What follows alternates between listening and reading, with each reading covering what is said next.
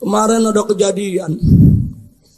Perempuan masih SMP di bawah umur diperkosa 14 pemuda yang sedang mabuk gara-gara miras.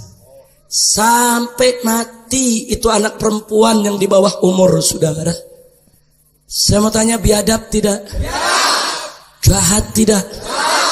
Prihatin tidak? Gara-gara peristiwa itu, pejabat kalang kabut. Ada apa? Pak lalu bomenyan. Pakai pura-pura kaget, saudara. Para habaib, para ulama, para kiai sudah mengingatkan sejak lama. Tutup pabrik minuman keras, larang penjualan minuman keras, karena minuman keras sebagaimana Nabi katakan, innal khamra ummul khaba'ith. Sesungguhnya khamr itu adalah biang keladi segala kejahatan, saudara. Pak, Bu, catat baik-baik. Orang mencuri belum tentu dia merampok. Orang merampok belum tentu dia membunuh. Orang membunuh belum tentu dia berzinah. Orang berzinah belum tentu dia berjudi. Orang berjudi belum tentu dia konsumsi ganja atau narkoba, saudara. Tapi kalau orang sudah mabok karena ganja, mabok karena narkoba, mabok karena miras, saudara, diajak nganiaya orang, ayo. Diajak membunuh, ayo. Diajak berzinah, ayo. Diajak memperkosa, ayo. Semua pintu kejahatan terbuka, saudara. Sampai Nabi mengatakan, innallaha azza wa jalla la'anal khamra. Allah melaknat khamr. Melaknat yang buat khamr, saudara, yang minta dibuatin khamr, yang beri khamr, yang menjual khamr, yang membeli khamr, yang menyediakan khamr, termasuk yang mengizinkan peredaran khamr, saudara. Kalau pemerintah, DPR sayang kepada rakyat, tutup pabrik minuman keras. Betul? Kalau mereka cinta kepada generasi muda, saudara, tutup pabrik minuman keras. Jangan izinkan minuman keras diperjualbelikan. Betul? Catat baik-baik, Pak, Bu, ya. Dulu anak gadis kita, saudara, dulu beberapa dekade yang lalu, saudara, itu kalau mereka berdiri di dalam pagar rumahnya, itu mereka sudah merasa aman. Nggak ada orang berani ganggu dia, saudara. Kenapa nggak berani ganggu? Karena kalau udah ada dalam pagar rumah, ada ayahnya, ada pamannya, ada abangnya yang akan lindungi dia dari godaan orang lain, saudara. Dia merasa aman. Baru di pagar aja udah aman, saudara. Pergi kemana-mana, masuk pagar rumah, aman. Apalagi kalau sudah masuk ke rumah, lebih aman. Apalagi kalau sudah masuk ke kamar pribadi, sangat aman. Aman. Itu dulu, saudara.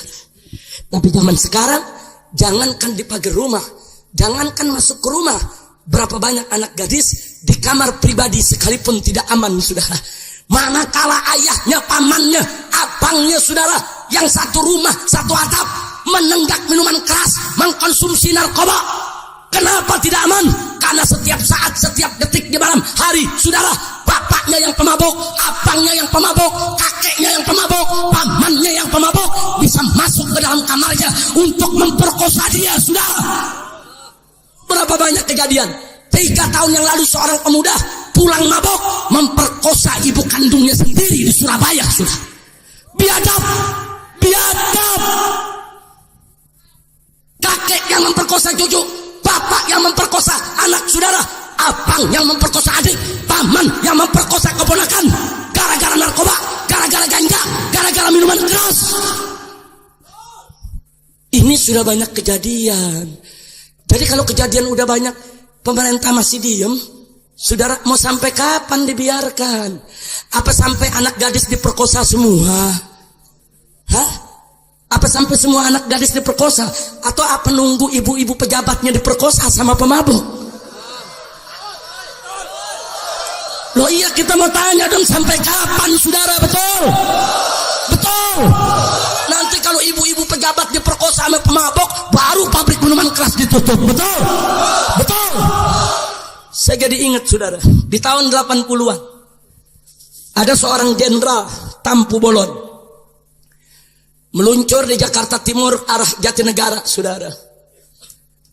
Begitu sampai di Jatinegara, dijegat oleh sekelompok anak muda. Si jenderal turun dari mobilnya, dikeroyok anak-anak muda, dianiaya, ditusuk, mati, saudara. Ternyata anak-anak muda tadi dalam keadaan mabuk, saudara. Ini jenderal diturunin, dibunuh, saudara. Orang kalau dalam keadaan mabuk udah nggak sadar, saudara. Nggak peduli, saudara. Mau pakai baju kiai, mau pakai baju tentara, mau pakai baju polisi, saudara, nggak peduli. Orang hilang akalnya, dia ada di bawah sadar. Gara-gara satu jenderal mati, saudara. Besoknya, saat itu namanya masih ABRI, saudara. Angkatan Bersenjata Republik Indonesia. Polisi masih masuk di bawah ABRI, saudara. Besoknya seluruh angkatan dari ABRI, baik daratnya, lautnya, udaranya, polisinya, rame-rame merazia minuman keras habis-habisan di Jakarta, saudara. Semua gudang-gudang minuman keras diserbu, diacak-acak. Warung-warung minuman keras ditebalikin, saudara. Sampai 1-2 bulan nggak ada yang berani jual minuman keras di Jakarta, saudara. Alhamdulillah. Sedikit informasi soal miras. Di tahun 1997, Presiden Soeharto mengeluarkan Kepres nomor 3 tahun 97 yang melegalkan miras secara nasional, saudara. Sehingga miras boleh dijual di warung-warung, di market-market di seluruh Indonesia. Resmi. Tahu apa yang terjadi? Setahun kemudian tahun 1998, Soeharto dilengsarkan oleh Allah, saudara. Hati-hati. Orang coba-coba melegalkan miras berarti mereka menantang Allah, saudara. Orang coba-coba melegalkan, meresmikan miras berarti mereka menantang perang lawan Allah. Nabi udah kasih tahu, minuman keras itu dilaknat oleh Allah. Kenapa justru diresmikan dan dilegalkan? 97 diresmikan, saudara, oleh Soeharto. Mei 98, belum sampai 1 tahun, saudara, Soeharto dilengsarkan oleh Allah. Semenjak saat itu reformasi, saudara. Keputusan Presiden nomor 3 tahun 97 tidak dilaksanakan oleh daerah-daerah. Bahkan pemerintah daerah dari tahun 98 semenjak kita reformasi, mereka berlomba membuat perda-perda yang melarang minuman keras di provinsi masing-masing, saudara. Sampai tahun 2011, 360 perda lahir, baik di tingkat 1 maupun di tingkat 2. Baik di tingkat provinsi maupun tingkat kabupaten ataupun tingkat kota, saudara. 360 perda yang melarang minuman keras. Bahkan kabar bagusnya lagi, sampai ada 2 kabupaten Kristen di Papua, saudara, melarang minuman keras secara mutlak, saudara. Luar biasa. Bagus tidak? Bagus tidak? Jadi Kepres Pak Harto nggak ada yang pakai, saudara. Nggak ada. Semua melarang minuman keras di berbagai daerah. Di tahun 2012, Presiden SBY ingin menghidupkan kembali Kepres Soeharto, saudara. Presiden menegur Menteri Dalam Negeri. Kenapa di daerah-daerah banyak perda-perda yang melarang minuman keras, padahal ada keputusan Presiden minuman keras nggak boleh dilarang. Itu perda-perda bertentangan dengan hukum yang lebih tinggi, bertentangan dengan Kepres. Maka itu diinstruksikan oleh Presiden supaya Mendagri menegakkan hukum. Jangan membiarkan hukum yang lebih rendah bertentangan dengan hukum yang lebih tinggi, saudara. Gara-gara teguran Presiden, Mendagri menyurati seluruh kepala daerah, saudara. Seluruh kepala daerah, gubernur, bupati, wali kota, disurati oleh Mendagri yang isinya seluruh perda yang melarang minuman keras di seluruh wilayah Republik Indonesia harus dibatalkan, harus dicabut, sebab bertentangan dengan Kepres nomor 3 tahun 97, saudara. Luar biasa. Tadinya kita tidak tahu, saudara. Itu surat kan rahasia, kan diberikan kepada gubernur, wali kota, dan bupati, saudara. Tapi alhamdulillah, ada beberapa wali kota yang membocorkan, dan ada beberapa bupati yang membocorkan. Mereka mengabarkan kepada kita, hati-hati, kami kepala daerah dapat surat harus mencabut itu seluruh perda semua. Kenapa para bupati, para gubernur, dan para wali kota kok memberitahu, saudara? Karena mereka tahu betul, sebelum perda-perda itu lahir, kita dorong setiap kepala daerah untuk membuat perda, saudara. Saya datang ke Kementerian Dalam Negeri, saudara. Kementerian Dalam Negeri, Pak Menteri membawa dirjen-dirjennya dan disaksikan oleh utusan dari Mabes Polri maupun Polda Metro, saudara. Singkat cerita, saya tidak ingin bercerita soal perdebatan kami, tapi keputusan akhirnya Menteri Dalam Negeri, saudara, membebaskan kepala daerah. Boleh mau mencabut, boleh juga tidak, saudara. Tadinya ada ancaman, kalau tidak dicabut, kepala daerah bisa diberhentikan dari jabatannya, saudara. Nah, tapi ada hal yang menarik. Apa kata Pak Menteri Habib Rizik? Walau bagaimanapun juga, saya ini putra seorang ulama besar di Sumatera Barat. Waktu itu, saudara, Gumawang Fauzi sebagai Menteri Dalam Negerinya. Habib, saya sebagai seorang muslim, sebagai putra seorang kiai, tentu saya juga tidak setuju kalau minuman keras ini dilegalkan. Tapi baik, Habib, saat ini menterinya saya. Tapi kan besok menterinya belum tentu saya. Kalau besok menterinya bukan saya, bisa terjadi hal serupa. Dia akan buat lagi itu surat. Seluruh gubernur akan dipaksa, saudara, untuk membatalkan perda. Karena itu saya sarankan kepada Habib, gugat saja keputusan Presiden nomor 3 tahun 97 agar dibatalkan oleh pengadilan. Kita terima, saudara, tantangan tersebut. Saya bentuk tim, saudara, kami kumpulkan puluhan pengacara, puluhan ahli hukum, bentuk tim, dan kami ajukan judicial review, saudara, ke Mahkamah Agung. Kenapa bukan Mahkamah Konstitusi? Karena tingkatnya Kepres, saudara. Kalau yang kami gugat itu undang-undang, itu baru ke Mahkamah Konstitusi. Karena yang kami gugat adalah keputusan Presiden, itu diajukan ke Mahkamah Agung. Kita gugat, saudara. Kita buat legal opinion, kita buat pembelaan, yaitu terhadap keinginan umat yang ingin agar minuman keras itu dilarang, saudara. Dan kita sebutkan alasannya berdasarkan ajaran agama Islam, juga agama-agama lainnya. Tidak ada agama yang menghalalkan minuman keras, saudara.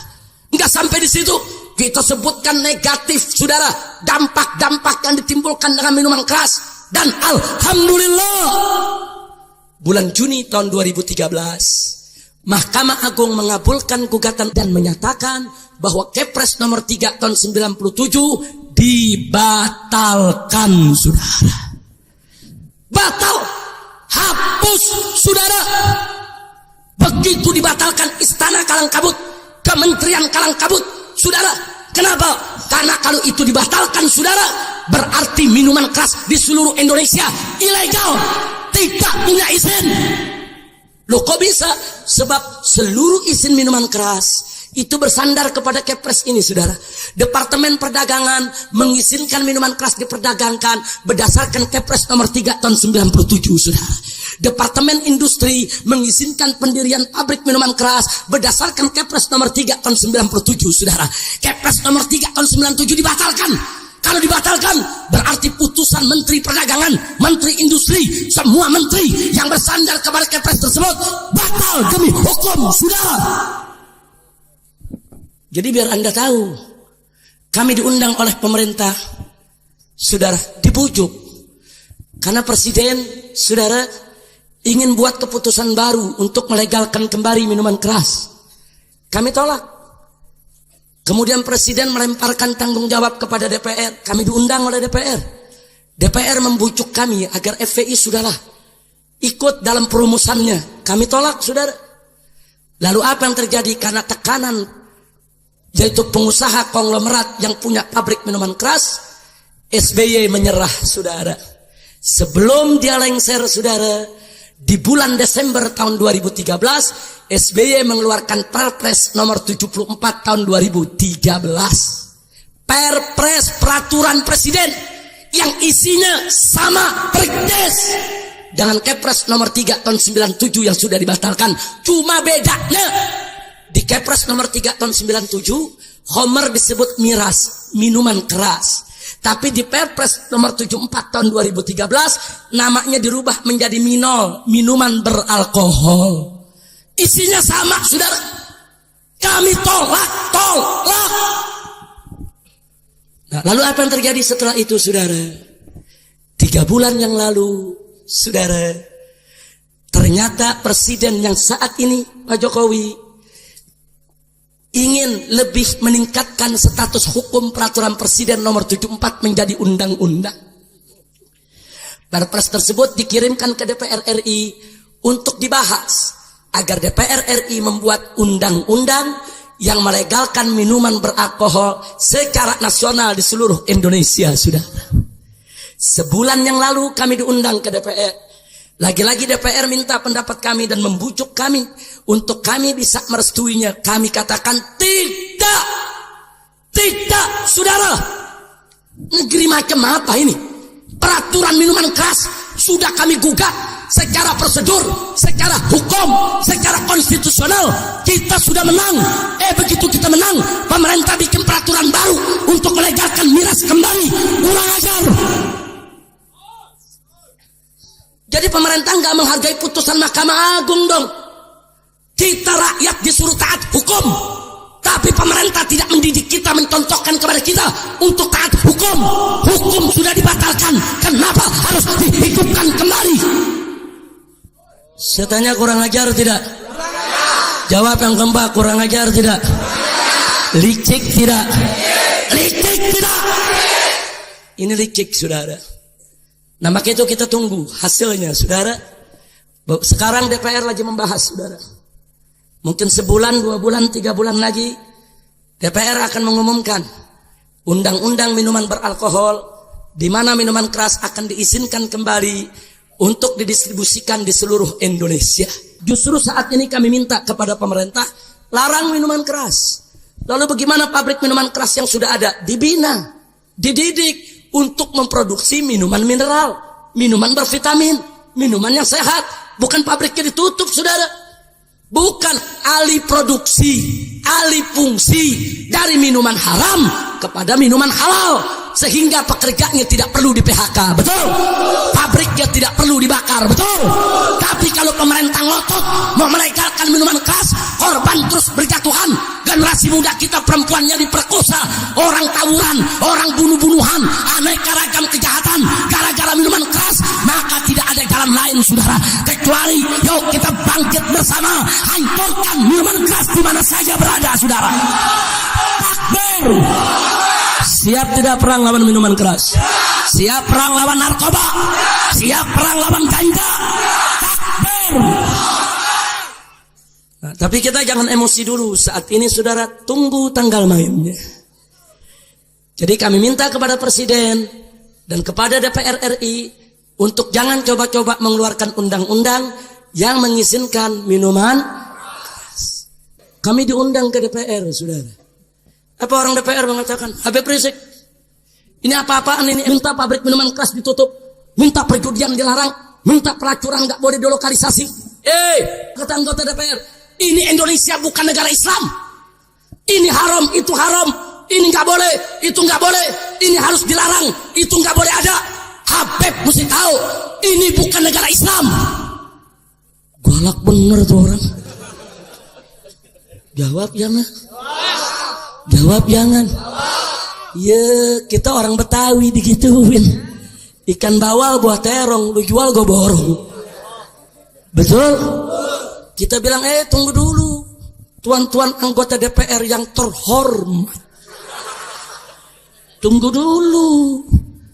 dulu, ya, Indonesia memang bukan negara Islam. Ya, Indonesia memang bukan negara Islam.